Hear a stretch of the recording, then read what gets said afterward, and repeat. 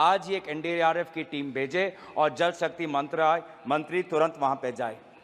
मैं शुरुआत में भाजपा के सांसदों और हमारे इंडिया अलायंस के सांसदों और सभी सांसदों को मैं विशेष रूप से अपनी तरफ से शुभकामनाएं देता चाहूँगा कि वो इस चुनाव में जीत के आएँ। और विशेष रूप से मैं भाजपा के सांसदों को मैं शुभकामनाएं देना चाहता हूं, क्योंकि आज इस चुनाव में उनको बहुत कठिनाई का सामना करना पड़ा। इससे पहले दो जो चुनाव हुए, 2024 का चुनाव, 2019 का चुनाव, उन दोनों चुनावों में उन्होंने सिर्फ नरेंद्र मोदी जी के नाम पर वो सत्ता में आए और इस सदन के अंदर आए। लेकिन इस चुनाव में उन्होंने खुद अनुभव किया होगा कि इस बार वोट उनको प्रधानमंत्री नरेंद्र मोदी जी के नाम पर नहीं, अगर आए हैं तो आपके काम और आपके परिश्रम पर आए हैं।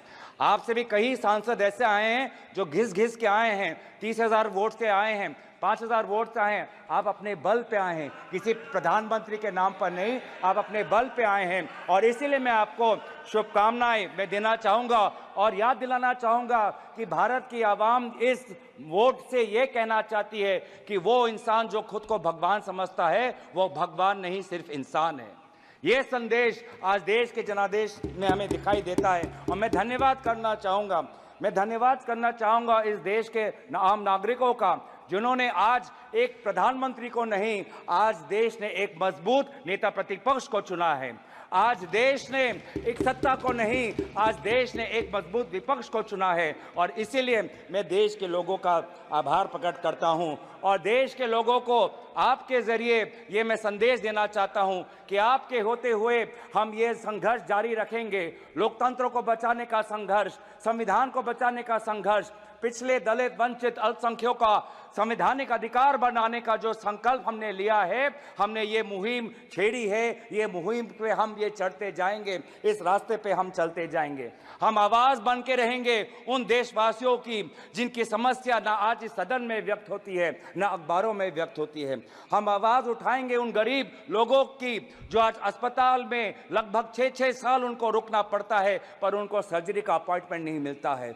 हम आवाज़ उठाएंगे वो सड़क पे सोते हुए युवाओं की, लोगों की, जिन पर एक अमीर बाप का गाड़ी का बेटे का गाड़ी रेंगते हुए उनको मार देता है और फिर वो बेटा बाद में बेल पर निकल जाता है और उन जो लोग जो सड़क पे सोते हैं आज उनके बारे में कोई नहीं सोचता।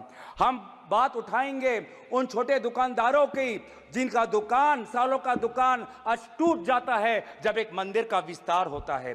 हम बात उठाएंगे उन बेरोजगार युवाओं की जो आज वीजा भटक के संघर्ष में आज वो कभी पनामा के रूट से अमेरिका में जाते हैं, कभी कनाडा जाते हैं, कभी यूरोप जाते हैं, कभी मिडिल ईस्ट जाते हैं। आज यूपी, हरियाणा, पंजाब, गुजरात का युवा आज उसको देश के अंदर नहीं, अगर रोजगार मिलता है तो विदेश में मिलता है। हम उनकी आवाज उठाएंगे। हम आवाज उठाएंगे उन बच्चों की जो आज रो रहे हैं, सालों की मेहनत आज उनका व्यर्थ हो गया है जब नीट का ये पेपर लीक हो गया है। हम बात उठाएंगे उन जवानों की जो आज जम्मू में जिनकी आज शहादत हुई है। हम बात उठाएंगे उन ऑनेस्ट टैक्स पेयर्स की जिनका पैसा आज हम देख रहे हैं कि कहीं बिहार पर पुल गिर जाने पर उनका टैक्स पेयर का पैसा व्यर्थ होता है, तो कहीं एयरपोर्ट का टर्मिनल लीक होने पे उनका टैक्स पेयर का पैसा व्यर्थ होता है। पर हमें यह भी पता है कि प्रधानमंत्री मोदी जी अपना रवैया नहीं बदलेंगे। प्रधानमंत्री मोदी जी के पास दो ही अस्त्र है, एक भय है और भ्रम है। भय वो दिखाते हैं इनकम टैक्स, ईडी और सीबीआई के साथ, लेकिन देशवासियों ने इस बार कह दिया है कि हम इनकम टैक्स, ईडी और सीबीआई से डरते नहीं हैं। और दूसरा जो उनका अस्त्र है वो भ्रम का, वो हमने प्रचार में भी देखा।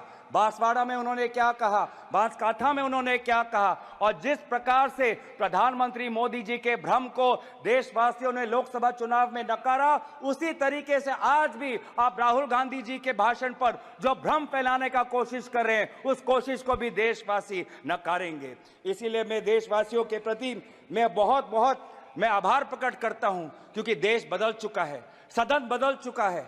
आज आप देख रहे हैं कि जब विपक्ष जब अपनी बात उठता है तो प्रधानमंत्री को भी, कैबिनेट को भी अध्यक्ष महोदय से संरक्षण मांगना होता है। मैंने ऐसा नजारा पिछले 10 साल में नहीं देखा कि नेता प्रतिपक्ष बोल रहा है, विपक्ष बोल रहा है और गृह मंत्री उठ के बोल रहे हैं कि हमें संरक्षण दो, हमें संरक्षण दो, हमें संरक्षण दो। ये है ताकत लोकतंत्र की, जहां पे सत्ता पक्ष हो, जहां पे विपक्ष हो। अगर आपके पास सत्ता है इसका मतलब ये नहीं कि आप सही हो, अगर हम विपक्ष में हैं इसका मतलब हम गलत है, ये इसका मतलब नहीं है। सत्ता पक्ष और विपक्ष लोगों की दो राय रखता है और फिर जनता जनार्दन निर्धारित करती है कि वो किसको राय को स्वीकारता है, चाहे वो सत्ता हो का विपक्ष को। और इसीलिए आज में देश बदल चुका है उत्तर पूर्वांचल से, जहां से आज मणिपुर के 2 सांसद हम जीत के आए हैं। नागालैंड में हम पिछले बार जब कांग्रेस पार्टी जीती थी तो वो 1996 में थी, अब आज दोबारा हम 2024 में जीत के आए हैं। मेघालय में इनके जो टूरा लोकसभा सीट हम जीत के आए हैं, वो पिछला सीट हम 1996-98 में हम जीते थे, आज दोबारा वो टूरा लोकसभा सीट हम जीत के आए हैं। आज एनडीए को उत्तर पूर्वांचल के लोगों ने नकारा है। मणिपुर में दोनों सीट हारे हैं, नागालैंड में 1 सीट हारे हैं, मेघालय में ये दोनों सीट हारे हैं। मैं धन्यवाद करना चाहता हूं आपके द्वारा जोरहाट के लोगों को जिन्होंने एक मुख्यमंत्री को हराया, और मैं धन्यवाद करना चाहता हूं धुबरी के लोगों को जिन्होंने एक सांप्रदायिक शक्ति को 10 लाख वोटों से हराकर एक संदेश दिया है कि चाहे वो अल्पसंख्यक हो, लेकिन कोई भी व्यक्ति अपने आप को धार्मिक गुरु भी कहता हो, लेकिन धर्म के नाम पर अगर समाज को बांटता है तो प्रजा उसके साथ नहीं होगी। तो मैं धन्यवाद करना चाहूंगा। और ये बदलाव लाने के लिए वे सारे जो समाज के विभिन्न वर्ग हैं, मैं सभी का आभार प्रकट करता हूं। वे हजारों लोग जो राहुल गांधी जी के साथ भारत जोड़ो न्याय यात्रा पे चले, मैं उनका धन्यवाद करना चाहता हूं। मैं उन पत्रकारों का धन्यवाद करना चाहता हूं जिन्होंने निष्पक्षता से अपने पत्रकारी का जो उन्होंने जिम्मेवार उन्होंने उठाया। आज एक संदेश गया उन पत्रकारों को जिनको हौले हौले प्रधानमंत्री मोदी जी से प्यार है। एक संदेश गया उन पत्रकारों को जो कहते हैं कि ये तो सिर्फ फॉर्मेलिटी है, कि अपनी पत्रकारिता पर ध्यान दे, नहीं तो लोग आपको देखना बंद कर देंगे। मैं आज युवाओं को मैं आभार प्रकट करना चाहता हूं क्योंकि उन्होंने व्हाट्सएप का इस्तेमाल नहीं किया, उन्होंने अपना विवेक का इस्तेमाल किया। मैं उन सनातन धर्मों को मानने वाले लोगों का मैं आभार प्रकट करता हूं जिन्होंने आज नफरत और हिंसा पर नहीं, लेकिन धर्म जो हमें सिखाता है इंसानियत, चाहे हिंदू हो, चाहे मुस्लिम हो, चाहे ईसाई हो, चाहे सिख हो, हर धर्म हमें सिखाता है कि हम एक अच्छा इंसान बने, इंसानियत के आदर्शों को हमें सिखाता है, समाज एक आदर्श बने वो हमें सिखाता है।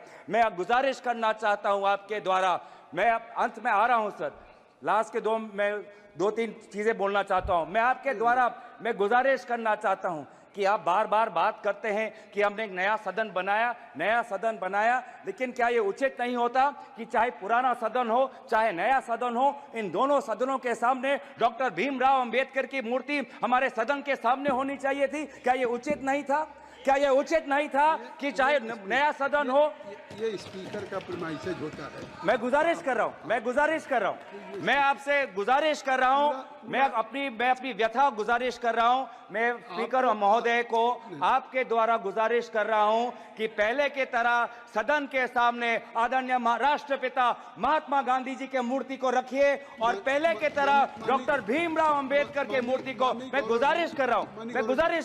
मैं स्पीकर के निर्णय का सम्मान करते हुए उनके मैं गुजारिश कर रहा हूं कि हमारी भी बात सुने, हमारी भी जो मैं चेयर पे हूं तो अगर आपने स्पीकर से गुजारिश की तो सुन लीजिए। आपने कहा कि बाबा भीमराव अंबेडकर की एक मूर्ति यहाँ जो स्थापित होनी चाहिए। आपको भी निमंत्रण गया होगा। इस पार्लियामेंट में पहली बार सारे महापुरुषों का, बाबा भीमराव अंबेडकर से लेकर के महाराणा प्रताप से लेकर के एक बड़ी वीथिका बनाई गई है उसी संविधान भवन के साथ, और जिसका उद्घाटन हुआ पिछले दिनों।